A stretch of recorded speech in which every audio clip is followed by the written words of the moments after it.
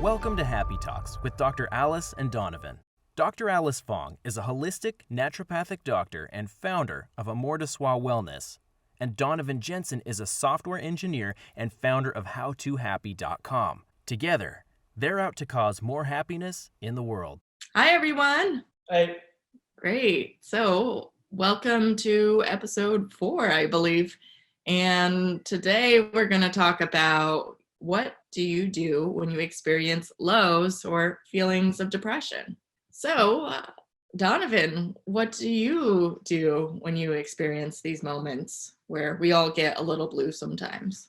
Yeah, so I think first I probably want to talk about kind of the distinction between different types of feelings, right? Because I personally have had the experience of what I would call depression, and that's distinct for me from just kind of having like a bad day or feeling down a little bit. So just to make that like clear to start with, the days that I feel down is kind of like mostly in my head, right? There's these ideas or thoughts that come and kind of bring me down, or like I keep revisiting like, oh, I was supposed to get all this stuff done today, but I didn't, and now I feel bad about it.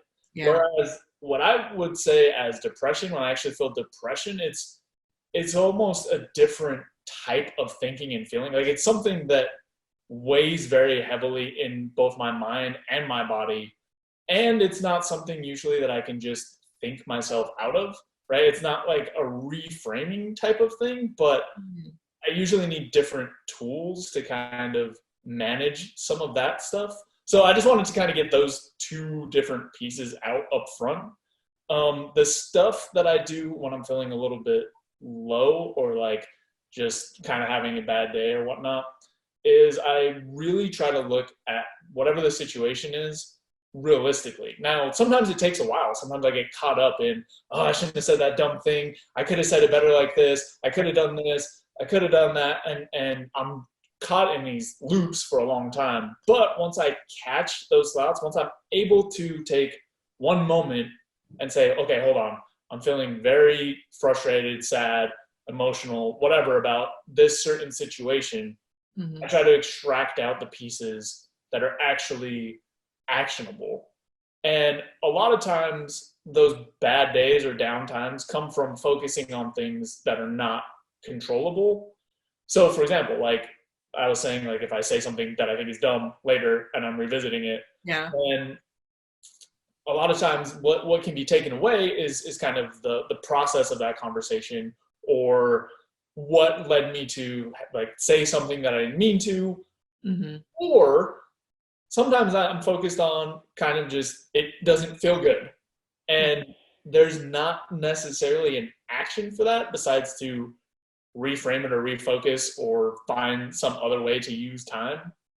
So that's kind of the way that I try to get out of those is once I catch those thoughts, pulling out the things that are actionable and then moving forward from there. And it hasn't always worked super well, but as I've built up kind of the skill set around it, I've gotten a lot better at these reframings and whatnot, as long as I'm able to catch the thought. So I don't want to talk for forever. So before I talk about the actual depression stuff, I'd love to know what you do during times that you're feeling a little bit down. Yeah, I can relate to what you said about, thinking about it like more on a logical level and pulling out the rational pieces and then putting some action items in place. That's what I've kind of learned and trained myself to do. Like normally when I'm feeling, and I do have like different degrees of feeling low versus like really depressed versus, when my friend died, that was like a whole different level. I just felt like I had no control over. So I feel like when it's a lower degree, yes, it's a little easier to, intellectually understand why, that doesn't really make sense, this way of thinking or that logic pattern, and that can help me get out of it. But sometimes there's moments where it's a little heavier, and intellectually I understand why, that doesn't make sense. These thoughts don't make sense, but it doesn't stop it. So So it kind of depends. It's different degrees, I guess. And one of the things that I have learned over the years when I'm feeling lower, for sure, is taking action.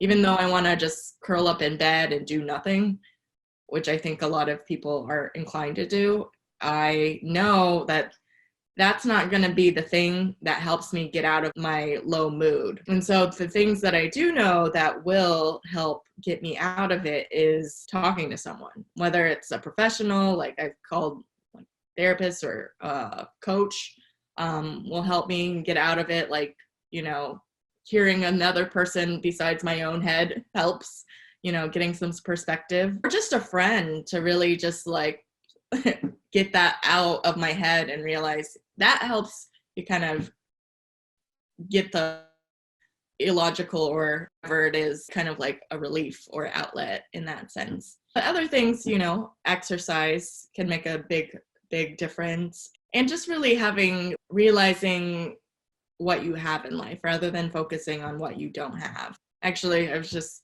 sharing earlier how yesterday was my birthday and I was kind of feeling like good and not so good at the same time. It was like a roller coaster of emotions of turning a certain age. I don't want to disclose that, but why I was feeling a little low was, before years ago, I thought by this age I would be married with kids, my business would be like at a certain point, my health and wellness would be at a certain point, and all those things aren't exactly where I'd envisioned them to be at this moment in time.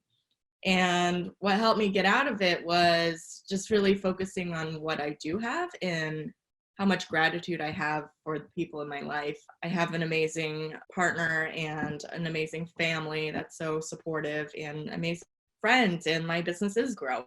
And one thing that makes a difference for me is just realizing, I am exactly where I need to be in life. It took a lot of things from my past. Maybe there's some things that kind of derailed my life vision for myself. And, if those moments that quote derailed my like life path and vision, I have gratitude for those moments too, because I realized if I continued down a certain path, it wouldn't have led to what I have right now. And it has me appreciate everything that I have. So that also makes a really big difference. Yeah, I think that's, at least from my understanding of talking to people, a very common feeling. And it's definitely something I've experienced before, in the sense of expecting to have X, Y, and Z done by some certain time period. Mm-hmm. But I also think that a lot of people kind of have these ideas in mind with kind of an artificial or arbitrary deadline, right? But at least for me, like in the past, I've had these ideas of like, okay, at this age, I'm gonna have this done. Right, exactly. But then when I look a little bit deeper than that, Mm-hmm. right? Once I dug under some of that stuff, part of it was not really based in anything besides the like a deadline that I had just made up. You know what I mean? Like Exactly. Some of the things, at least for me, that I had wanted before by a certain age, when I kind of picked it apart, Mm-hmm. I realized that they weren't necessarily things I needed for my quality of life. Mm-hmm. And that doesn't mean that like they aren't things that I still want to achieve, but I guess it helped me to kind of look at like, okay, I want to have X amount of money by this age. Right. But then the more I dig into that and think about it, the more I realize, for what? Like, what happens if that's not met? What happens to my life? Now, I'm not trying to like marginalize what you said at all, but sometimes it's interesting to examine what those milestones mean. Mm-hmm. Beyond just what the actual roots of them are, I guess. Because like for me at least, the money part, and there's other things that I felt this way about, but the money part was some sort of like, well, it seems like a lot compared to other people, so that's why I want to hit that number. Right. And only later did I figure out, like, okay, one, you have to do a lot of stuff to make even close to that much money, and two, I don't spend that much money. Like that's not the lifestyle that I even live. Right. So the main point of that was just being that I think it's a pretty common thing that people run into. And I think sometimes just trying to dig into the roots of some of these expectations can unravel them a little bit. Not always, but anyway, I got kind of lost on a side tangent. I was thinking I would be curious to know. So we talked a little bit about kind of logically breaking down some of the, I don't know, concerns we run into. Right. Do you have any tools that you use to manage emotion? So to me, it's like the least bad days are easy to dismantle logically. Right. The middle ones are like emotional, right? Like you were saying, like you can kind of say like, I don't want to feel sad about this, but okay, well, that doesn't do anything. And then the worst ones are what I would call depression, like actual clinical depression type things. Right. I'd be curious to know if you have certain tools that you use like in that middle zone. I think it's a harder mental and emotional barrier to get yourself in action because it's like the last thing you want to do.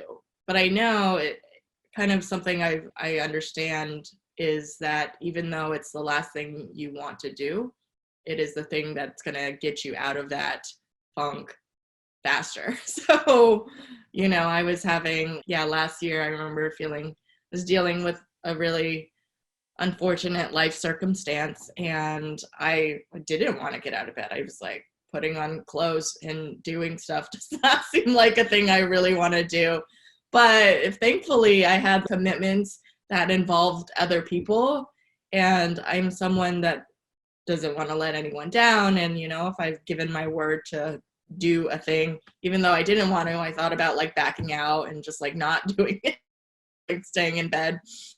I did it, and it was kind of leading a presentation kind of a thing in front of people and interacting with them in a way that, helped them like create possibilities in their life and, look at the positive and all these good things. So in a way, helping other people. And in that sense, that is actually the thing that got me out of my mood. I felt better after doing that because I guess when you're depressed or feeling really, really low, you're really focusing on yourself. And, that's human nature. We are self-absorbed people. We're like so absorbed in our own feelings and emotions. But when you step outside of that and put your attention to something else, even if it was intentional or not, that was something I needed to get done. So I did it. And that was the thing that got me like focusing on other people and helping them with whatever they're dealing with actually helped me. So, I think maybe doing volunteer work or just being with people or it's like logically you can't, but it's just, again, it kind of goes back to that action. So the logical stuff is for the very small problems. And then kind of if for the things that are a little bit bigger, then it's more helpful to kind of force yourself into action or kind of enlist other people, find ways to basically not wallow in whatever is going on, but to kind of get outside of yourself and get your attention somewhere else. Ideally, or at least most often, it works when it's helping other people. Right. Definitely. Actually, that just when I had gotten out of a really serious relationship of almost 4 years, I remember, breaking up with my college boyfriend. We were going to be he was moving out of the country basically for a year. So we broke up.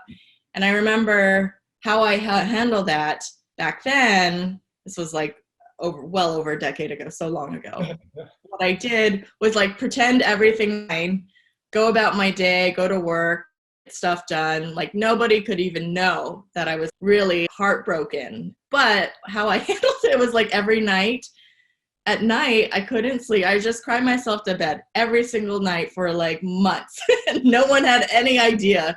I just like kept it to myself, kept it together, and then just like at the end of the day, I would just fall apart. I'm not saying that's wrong or anything, but I just have over the years developed better ways to handle that kind of pain and emotion. And when I had broken up with my long-term boyfriend of 4 years, just a couple years ago, I think just getting in action and getting, like, I was working on this nonprofit project called Healing Around the World, where I got to interview doctors around the world and gather information about what was their best piece of advice to offer people, because not everyone has access to healthcare. And that was just very fulfilling for me, and it got me out of the sadness and just being there for other people, making a difference in the world. So that was really a big turning point for myself.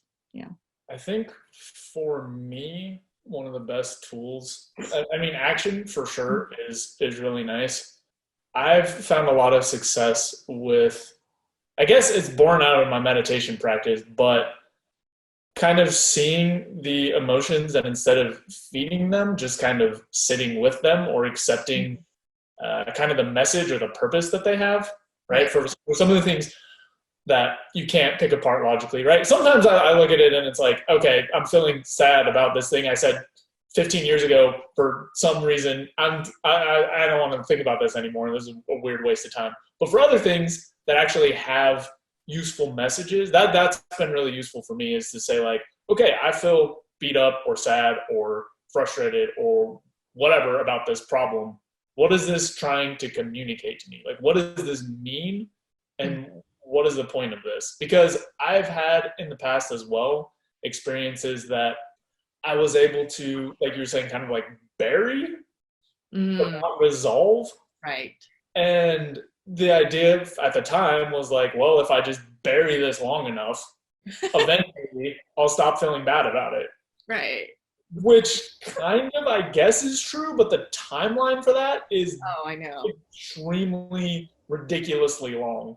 Mm-hmm. So I found a lot of relief from that when I switched tools into kind of looking at these emotions for what they were trying to tell me. Right. And sometimes just instead of saying or feeling like, wow, I feel sad about this again, what is wrong with me, which I often did. Yeah.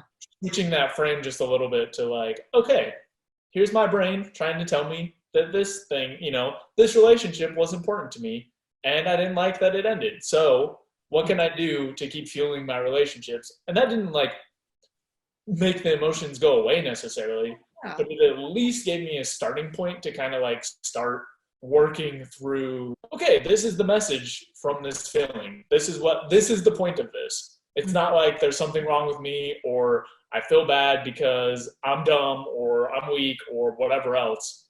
But there is a reason for these feelings, and there is purpose in kind of working through them and facing them, which to me was like, because in the past, all I ever did was just bury, and wait. And the timeline on that is way too long.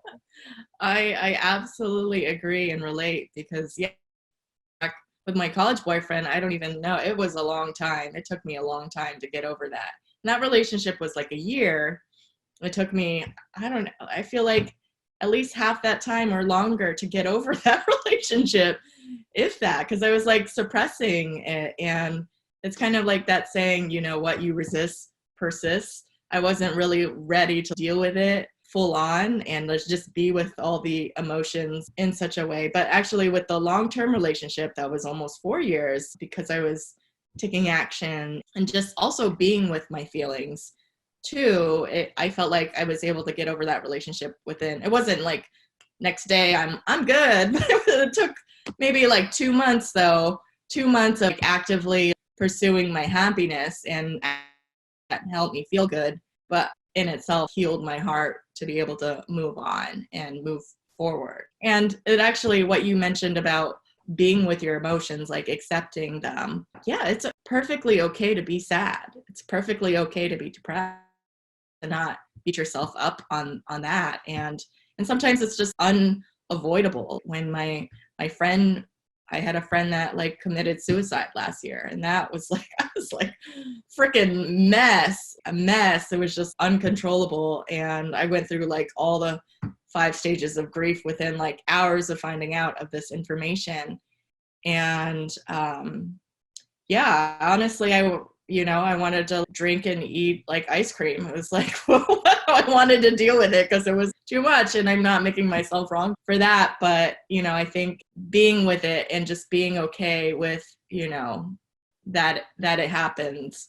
And, when people ask me what's wrong, what's up, I would just share with them. Before I would have been like, no, I'm not gonna go there. I'm not gonna share with anyone. I'm just gonna deal with it on my own. I'll work on it and then I'll be fine. And no, this time I let people in. That was the thing that was different. Yeah. Yeah, I think it's really common for people to feel like they should manage their emotions by themselves. Mm-hmm. But at the same time, they feel like not only should they manage them, but that they're not supposed to be there in the first place. Or at least I've felt that a lot in the past, which is like, I'm frustrated with this thing. Why? Like, I don't want to be frustrated with this. I shouldn't feel frustrated. And it's such a difference between letting those emotions in and then out, like you were saying, like sharing with people, compared to just in and then just keeping them there forever and then being mad that they're there or frustrated or sad. Right. So I think it's really, I don't know. Like it just seems like something that I've heard from many, many people. Mm-hmm.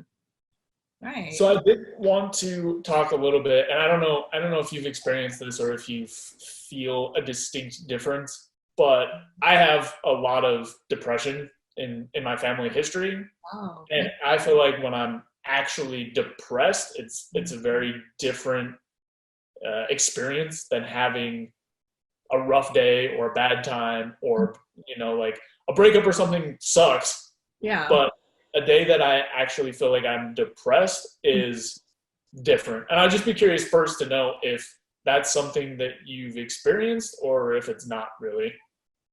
No, I mean, I've had pretty low days, but I don't know. It might be a different experience for yourself. I'm not sure, but I've had low days that are really, really low, like depressed. The difference to me is basically those bad days or whatever are basically centered around kind of bad things happening for the most part, right? Something sets them off, something happens, and then either the train of like logic or emotions or something leads me to feeling bad. The depression spells can happen absolutely independent of what's going on in life. So I could have, like a really great day lined up, be on vacation, be ready to go, explore something awesome that I've been looking forward to. And if I wake up with one of those, what I would call like depressive spells, everything is slowed down in my brain. Everything is like actually depressed, right? Like the word depressed, like everything is slowed down. My body feels significantly heavier. My mind very much gravitates towards negative thoughts, or for me, a lot of times it actually comes out as a lack of feeling, just nothing. Oh, yeah. It's something that normally would have been really exciting and fun. I just don't care about. And it's not that I don't want to do it or I do want to do it. It just like turns into nothing. Right. So to me, those are very different just because what the cause has to be some sort of brain something or other, because it can happen independent of any real negative events. So for me to get through those days, it used to lead to thoughts like, wow, what is wrong with me? Yeah. Like, why am I like this sometimes? And now I've kind of gotten a lot better at recognizing when that's happening and looking at it like, okay, I'm going to treat this like I would if I had a random injury on my body, right? Like if I sprained my ankle or something. And I would never fight against like, oh, why is my ankle sprained? This is stupid. Like, I should be able to fix this. I would never do that. I just take things as I can during that time. So in the same way, like, you can walk with a sprained ankle, but probably slowly and carefully. Right. I treat those days kind of the same way, where it's like, I'm probably not going to feel anything. Like, I'm probably not going to magically get out of this. I know it will pass with time because it has in the past, and that's how it works. So I'm going to just do, like you were saying, with action, like push myself as much as I can into action, even for things that don't feel like they're important or feel like I want to do.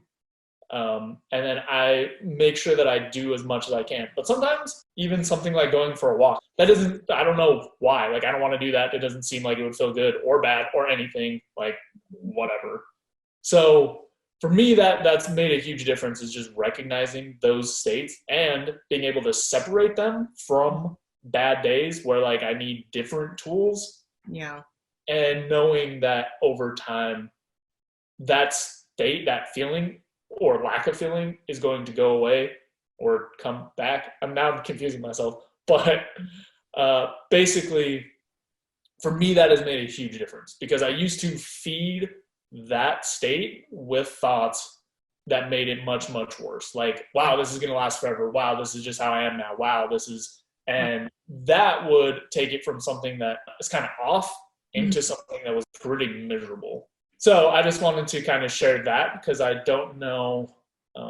I feel like people use the word depression in a lot of different ways, and it strikes people in different ways. So I just wanted to share that like angle. Yeah, no, I think that's a really valuable perspective, and I'm positive a lot of people experience what you experience.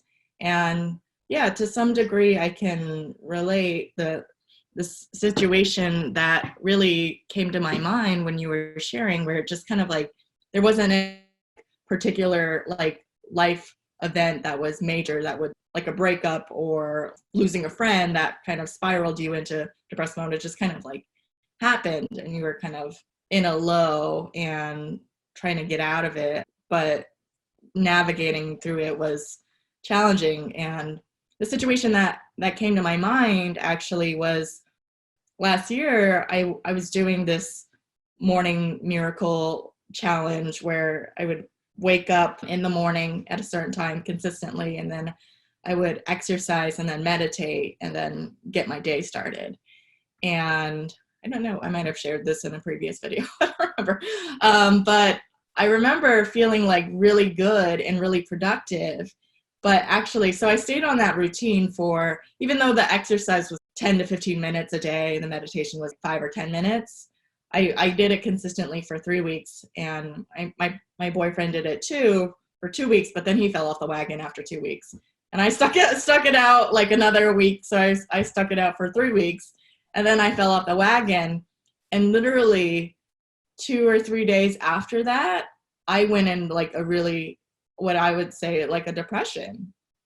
And I didn't even understand why. Like nothing was like different or major. There was no crisis in my life happening, but I just like hit that. And I do believe there's like a hormonal level that is influencing. There's like the neurotransmitters in our brain, those can get out of balance. And I really believe exercise and just eating healthy actually does make a difference on your body, and that impacts your mental cognitive function.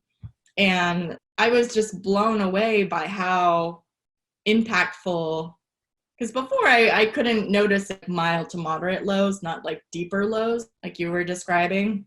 But I think when I did my exercise consistently for 3 weeks and then didn't, just like stopped it and fell off the wagon, it just brought all those lows. And I like was crying for no reason. I would just I was so sensitive to the world. My boyfriend tried to comfort me, and I was like, I don't even understand why I have all these feelings right now. And I think exercise is like a really good outlet to help with that. And again, something you don't want to do. It's like the last thing to do, but it literally has effects on your brain, the chemical messengers in your brain. It mixes it, actually influences your hormones, and influences a lot of different things going on. So you can't necessarily logic your way out of your hormone and neurotransmitter levels, but there are ways to, balance it with like exercise and eating right. And if you do it consistently, then you're less likely to fall into those lows, in my opinion, but it's hard.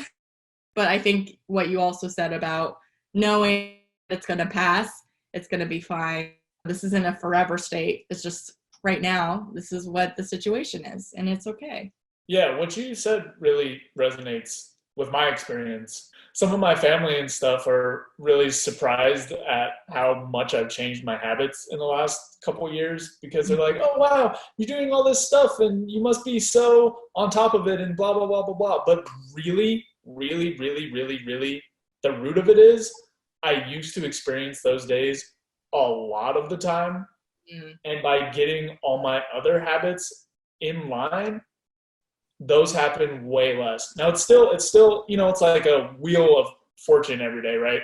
Right. But changing the probabilities on that wheel by getting good sleep, eating healthier, exercising all the time, like all of those things plus a bunch of other, all the generic general stuff that like you should do to improve your life, for me has made a huge impact on the frequency at which I feel like that. So just for some comparison, back when I wasn't paying that much attention, which is to say that like sometimes I exercised, sometimes I slept well, sometimes I drank alcohol or didn't, or in quantities that like I didn't really care about, all these different things. When I wasn't paying attention to them, I probably had the depressive days a couple times a month, maybe more. But now that my habits are a little bit more refined and better, I only experience that like once every 3 months or so. Like the frequency has significantly gone down. Absolutely.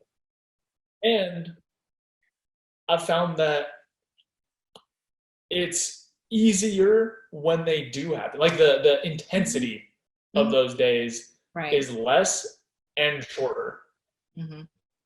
So for me, that's been absolutely critical, like key component of being able to not spend most of my time dealing with those states. Right. Yeah, no, I concur. Just the frequency of those lows, those random moments where I just want to like burst into tears, just doesn't happen like noticeably. I'm pretty on top of my exercise routine. Yeah, it's not a foolproof system, but it definitely reduces the likelihood. And it's really, I feel like those lows only really happen when, maybe a circumstance might hit me versus just sporadic hits you whenever you feel. It's something that, that you do have control. It's not, maybe you don't have control in that moment, but if you were to like really tick on your life and your well-being, that is something within your control that can make a difference and reduce the frequency and severity when you're in a low. Yeah, the other part of that is I feel like it has really helped me with, like you were saying, with the feeling of control. Because before, it would just keep happening. Yeah. And I kind of sort of knew that there were these other factors that were related, but the link wasn't clear enough in my mind to say like, I can do X, Y, and Z, and this will reduce this other thing that I don't like. Right. And so I think that's a big piece of it is when the moments are actually happening, at least for me, I used to try to fight through like the depressive feelings themselves, but that's not the point, or at least not the strategy to use to get out of it. When you're in it, that's not a good time to try to fix it. Now, obviously, like do whatever you can and whatnot, but the place where you can really make a lot of ground, or at least I've been able to, is when you're out of it, right? The choices when you're not feeling that way are the ones that matter or give you the most control over how often or how likely it is that this stuff is going to come up. Yeah, no, I absolutely agree. Yeah. Well, I think I, for the most part, have said all of the things that I wanted to get across. Was there anything else that you wanted to cover? No, I feel like we covered a lot of ground, and I just really hope this video helps encourage and inspires all of you watching to, take some action and to know that it is okay to have those lows, and there are things that you can do to prevent or reduce those things from happening. So thanks everyone for watching. Yep. Like you were saying, I think that it's important to know that these feelings, these low times are just part of life, something that we kind of have to with and around, not try to avoid, because it's always going to happen. It is. And I hope that people find some use from what we talked about. Me too. Well, thanks everyone. Stay tuned for next week. We'll have another exciting topic for you. Yep. Bye. See ya. You can check out more content at howtohappy.com. Also, don't forget to subscribe so you can stay up to date on the videos. We've also got a Twitter, Instagram, and Facebook that you can check out. See you next time.